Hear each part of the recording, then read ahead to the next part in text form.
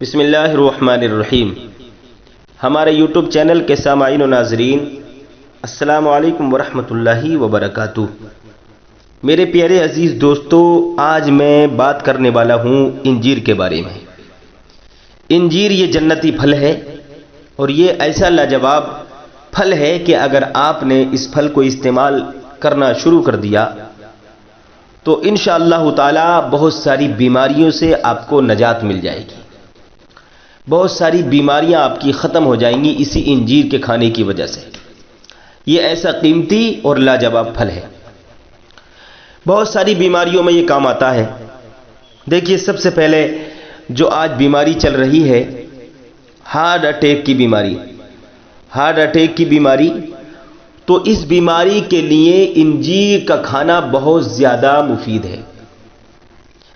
Heart attack की बीमारी में इंजीर का इस्तेमाल बहुत ज़्यादा फ़ायदा करता है।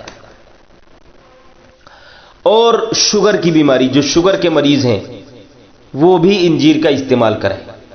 शुगर के मर्ज़ में इंजीर का इस्तेमाल बहुत ज़्यादा मुफीद है। और एक चल रही है कोलेस्ट्रॉल की बीमारी, यानी खून गाढ़ा। खून गाढ़ा हो जाता है। जब खून गाढ़ा हो जाता है तो उस गाढ़े की वजह से इंसान को हार्ट अटैक की बीमारी इंसान जो है हार्ट अटैक की बीमारी में मुब्तला हो सकता है। तो कोलेस्ट्रॉल लेवल को ये कंट्रोल में रखता है। कोलेस्ट्रॉल एक ऐसी चीज़ है इंसान के बदन में कि अगर ये ना हो तब भी खराबी है, नुकसान है, और अगर ये बढ़ जाए तब भी नुकसान है। तो ये कोलेस्ट्रॉल लेवल को कंट्रोल में रखता है इंजीर। अगर आप इंजीर का इस्तेमाल करते हैं तो आपका कोलेस्ट्रॉल लेवल बिल्कुल कंट्रोल में रहेगा, कोलेस्ट्रॉल आपका ठीक रहेगा। और इंजीर के इस्तेमाल से कब्ज दूर हो जाएगा, कब्ज भी कंट्रोल में हो जाएगा, कब्ज खत्म हो जाएगा। अगर आपने 40 से 60 दिन तक इंजीर का इस्तेमाल कर लिया तो इंशाअल्लाह ताला कब्ज आपकी जड़ से खत्म हो जाएगी। और हाई ब्लड प्रेशर वाले, जिनका ब्लड प्रेशर हाई हो जाता है, तो हाई ब्लड प्रेशर वालों के लिए इंजीर बहुत ज्यादा मुफीद है।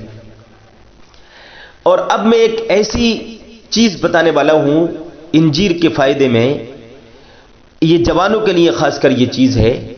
जो जवान हमारे नौजवान भाई हैं उनके लिए मर्दाना ताकत के लिए बहुत ज्यादा मुफीद है।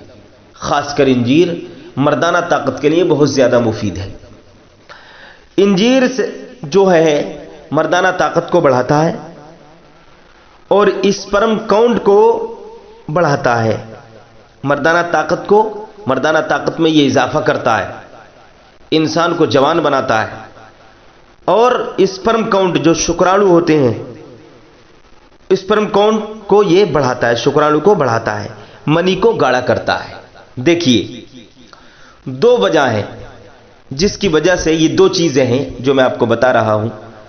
ये दो चीजें हैं, एक तो एरेक्शन पावर, तनाव आपका ठीक होना चाहिए हम बिस्तरी करने के लिए। ये दो चीजें हैं, हमेशा याद रखना। ये दो चीजें अगर आपकी ठीक हैं तो आप पार्टनर के साथ अच्छे तरीके से हम बिस्तरी कर सकते हैं, संभोग कर सकते हैं, उसको मुतमईन कर सकते हैं, उसको खुश कर सकते हैं।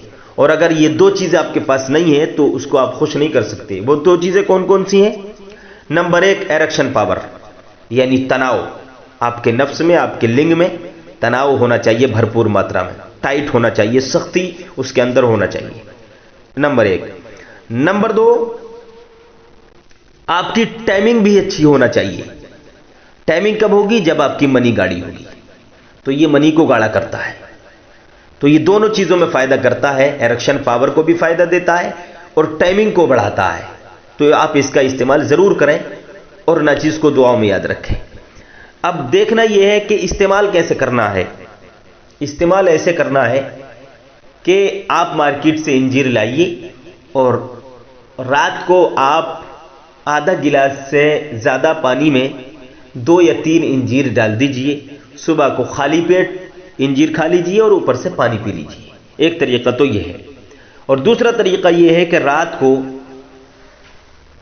शाम के टाइम इंजीर 3 इंजीर या 2 इंजीर, गर्मी का अब टाइम है, तो अब 2 इंजीर, क्योंकि इंजीर गर्म होता है, अब 2 इंजीर दूध में डाल दें रात को, और 1 घंटे के बाद उन इंजीरों को खूब दूध को खौला लीजिए, जोश दे लीजिए, गर्म कर लीजिए यहां तक कि उसका जोश निकल जाए, यानी इंजीरों का जोश, जूस निकल जाए।